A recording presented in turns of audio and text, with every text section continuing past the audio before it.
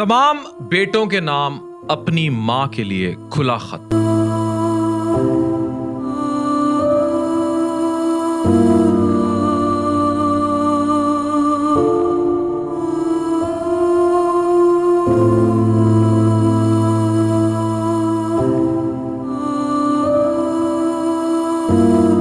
ये 10 बातें जो हर बेटे को अपनी मां से जरूर कहनी चाहिए, उस मां से जब वो 50 साल की उम्र की हद पार कर जाए। मैं चाह रहा हूं ये बातें आप सुनो, महसूस करो और मां से आज ही कह दो, वरना एक दिन कुछ कहने को नहीं रह जाएगा। मुझे लगता है बात सीधी और दिल से होनी चाहिए। तो चलिए, नंबर 1, मां कभी कुछ चाहिए हो, पैसे, दवाई या सिर्फ किसी से बात करनी हो, तो मुझे कहना मैं हूं ना। जिंदगी के इस मोड़ पर माँ जरूरत नहीं बताती, चुप रहती है, सोचती है बेटा बिजी है, परेशान हो जाएगा। लेकिन माँ तुम बोलो, तुम चुप रहोगी तो मैं कैसे जानूंगा कि तुम थक गई हो। नंबर 2, माँ तुम्हें मेरी बीवी कुछ भी कह दे, मेरे बच्चे कुछ उल्टा सीधा बोल दें, तो याद रखें तुम मेरी माँ हो, तुम्हें कोई कुछ नहीं कह सकता। तुम तो हर बार चुप रह जाती हो कि कहीं घर का माहौल खराब ना हो, लेकिन मैं हूं ना। घर का माहौल तुमसे ज्यादा अजीज नहीं, तुम्हें सब कहना चाहिए, चुप नहीं रहना चाहिए, और मेरा काम है कि मैं माहौल ठीक भी रखूं और तुम्हें भी खुश रखूं। नंबर 3, माँ अगर कभी तुम्हारे दिल में आए कि तुम अकेली रह गई हो या सब बिजी हो गए हैं, तुम मुझे कॉल करना या सीधा मेरे पास आ जाना। तुम शायद कभी कह भी नहीं पाती, लेकिन तुम मेरी कॉल का इंतजार करती हो। मैं नहीं चाहूंगा कि मेरी माँ एक दिन अकेली मर जाए, जैसे आयशा खान नामवर अदाकारा इस दुनिया से चली गई। जी हाँ, 80 साल से ऊपर उम्र, 7 दिन तक डेड बॉडी फ्लैट में पड़ी रही, ना बेटा आया ना रिश्तेदार। एक जमाने में सब उसे देखते थे, आखिर में कोई उसे देखने ना आया।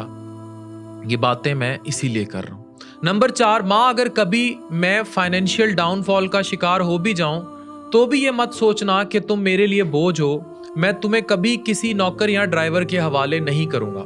नंबर 5, माँ कभी कुछ अच्छा खाने का करे या कोई पुरानी पसंद याद आए, मुझे कहना। तुम्हारा कहना मेरे लिए ऑर्डर नहीं, फर्ज है। तुम तो हमेशा हम सब की फरमाइश पूरी करती रही। अगर आज तुम्हारे दिल में गोलगप्पे खाने का ख्याल आए या कभी निहारी का मूड बने, तो कहना मैं लाऊंगा, चाहे रात के 12 बजे ही क्यों ना हो। नंबर 6, माँ अगर तुम कभी दर्द में हो, इमोशनली या फिजिकली, तो चुप मत रहना, तुम बताना। मैं तुम्हें सिर्फ पेन किलर नहीं बल्कि अपना वक्त भी दूंगा। नंबर 7, तुम्हारा दर्द सिर्फ तुम्हारा नहीं है माँ, अब वो मेरा भी है। मुझे हक दें कि मैं तुम्हारे दुख का हिस्सा बन सकूं। माँ जब मैं गिरता था तुम उठाती थी, आज अगर तुम थक गई हो तो उठाना मेरा काम है। नंबर 8, माँ अगर कभी किसी ने तुम्हें इग्नोर किया या तुम्हें कुछ बुरा लगा या तुम्हारे दिल से कोई बात चुभी, तो चुप मत रहना, तुम मुझे कहना।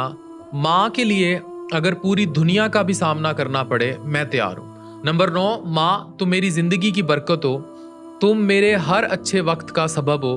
तुम रहोगी तो सब कुछ है, नहीं तो कुछ भी नहीं। लोग कहते हैं माँ दुआ करती है, मैं कहता हूँ माँ खुद दुआ है। माँ अगर तुम दुनिया से खामोशी से अपने अंदर दुखों का तूफान लेकर चली गई, तो मैं कभी खुद को माफ नहीं कर पाऊंगा।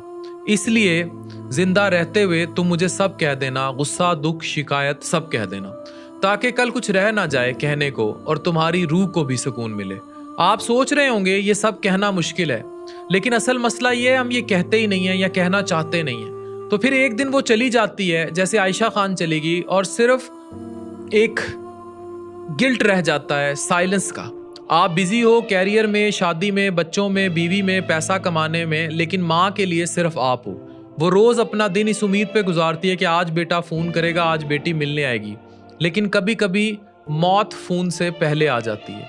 अगर आपकी माँ जिंदा है, ये वीडियो देख रहे हैं, उन्हें जाके गले लगाइए, उनके लिए वक्त निकालिए, वरना जब वो चली जाएंगी तो सिर्फ आप नंबर देखते रह जाओगे, वो नंबर कोई कभी नहीं उठाएगा। माँ सिर्फ जन्म नहीं देती, वो जिंदगी भी आप पर वार देती है। उसे जीते जी याद कर लो, वरना उसकी याद जिंदगी भर रुलाएगी।